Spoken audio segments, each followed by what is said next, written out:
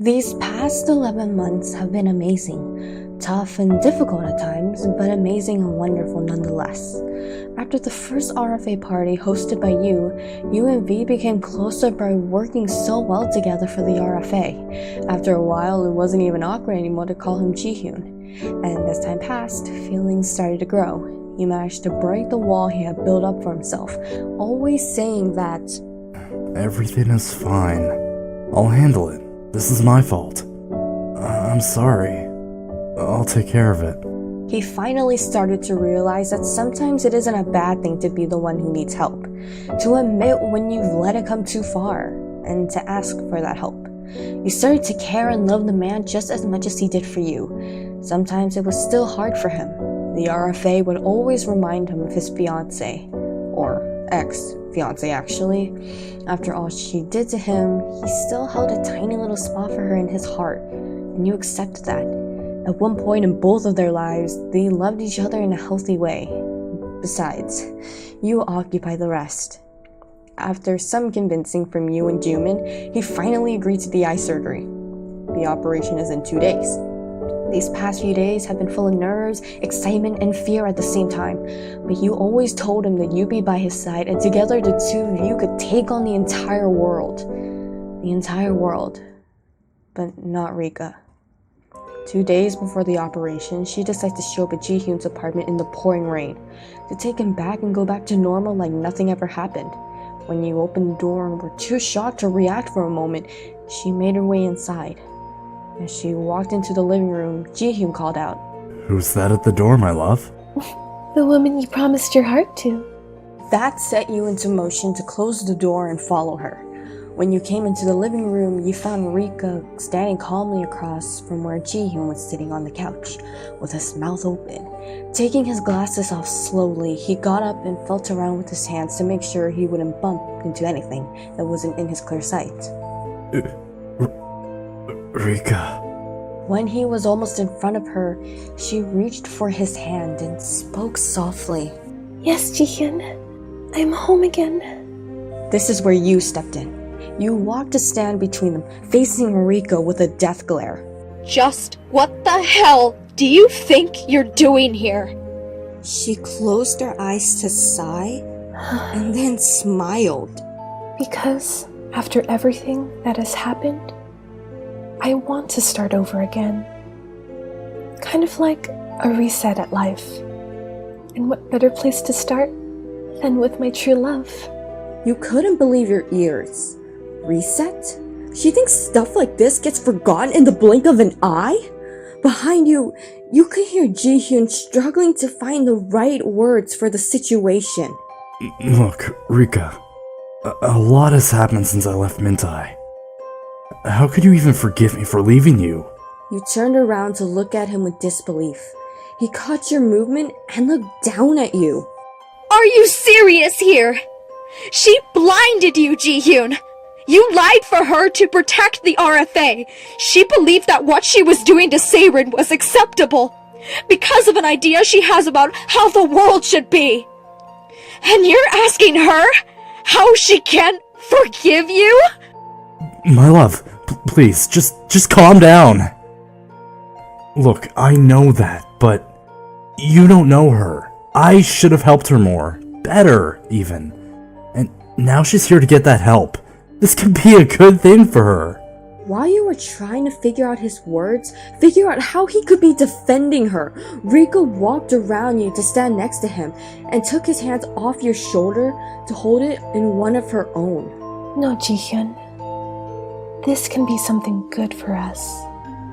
Like old times. Before he could even look back at her, you already pushed her against the wall and tried to tower over her. Barely an inch between the two of you. If looks could kill, she'd actually be dead this time.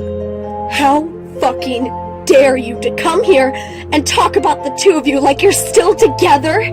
Like you didn't blind him as some sort of fucked up punishment for nothing! He didn't do anything wrong! He went along with every one of your crazy ideas, but for a better world where there are no lies and pain. He betrayed the trust of one of his friends by letting you torture his brother. Do you hear what I'm saying? You tortured someone. Actually, no, you tortured two people. The other one being the man you claim to love so much. All because you have some fucking god complex or something. Seriously, what the hell do you think that coming over here will do for you? Huh? You get back together and pretend like nothing happened? Like you didn't fuck everyone up? That everyone should just forget the fact that— MC, stop it! Stop talking like that! You stop spewing hateful words at the cowering woman in front of you. It wasn't until you stopped that you realized that you were shouting by now. You turn your head to look at Ji-hyun, who just told you to stop. He slowly walked over to where you two stood. You could see that he was trying really hard to keep his sights focused on his goal. It hurts you to see him like that. To know that the person who caused him this was in his house, in front of you. Look, she needs help, and the first time that I tried to help her, I was unable to do it. I won't make that mistake again. I will make sure this time, I promise you, she will get the proper help this time. And maybe, just maybe, she can eventually come back to the RFA. Are you serious, Ji-hyun? You turn back to her and keep glaring at her, trying to see if it will turn her into dust. How can you still defend her? After all she did, you are still defending her. Because I love her! For a moment, one that seemed to go on forever, you stopped breathing. Those words. He didn't really just say that, right? You must have heard it wrong. Then again, are you really that surprised? Even after all these months of being together, a small little part of him still held on to Rika, still loved her with every breath he'd take until his death. I'm sorry, I didn't mean to say. Yes, you did. You did mean it. Not even realizing you had started to look at the floor, you looked up and saw her smiling. To anyone else, it may have seemed kind, but you saw past that. You saw the victory in her eyes of gathering another perfect piece of her perfect world. A world in which your existence was not present. You walked backwards and slowly made your way to the front door. You heard the two people walking behind you. They seemed so far away, but you could hear him clearly. Please, MC, let me explain. With your hand on the doorknob, you take one last look back. They looked perfect together. Like they could really take on this cruel world. And you didn't belong anywhere in it. You don't have to explain anymore, Ji-hyun. I know my place now. Without waiting for a reply from either of them, you open the door, walk out, and close the door behind you. You run to the stairs and run down all of the flights of steps. Once you reach the lobby, you run to the door and make your way outside. You look around to see which direction you want to go, but realize that it doesn't really matter. You turn to the left and start running again. Faster and faster. The tears are rolling down your cheeks and your heartbeat goes so fast you're not sure you can feel it anymore. After running for what seemed like forever, you stop to catch your breath. You look around again and find yourself lost. Panic starts to set, and pain, and you don't know which one is worse. But you do know that you need help. Thankfully, you had it in your back pocket. With shaking hands, you dial the number of the only person that you know could help you.